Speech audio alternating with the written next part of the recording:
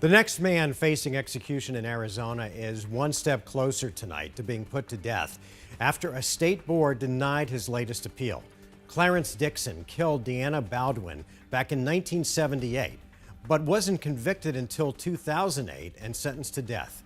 Team 12's Colleen Sikora is live for us in the Alert Center.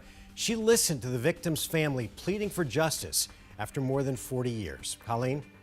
Deana's sister was emotional today after she said she's been fighting for a conclusion of justice for her sister's killing since Clarence Dixon was caught.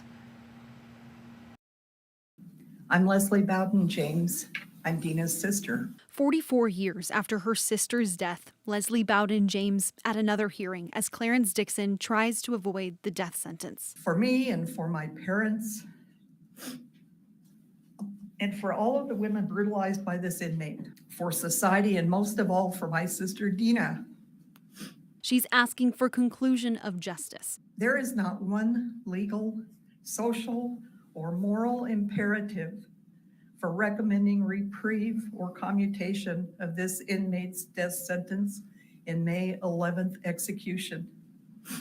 Dixon's attorney saying this case comes down to his insanity, that he was insane before he killed Deana, still insane 30 years later when he represented himself at trial, and is still insane today. Strapping Clarence to a gurney and in the most premeditated of ways, extinguishing his life is not justice.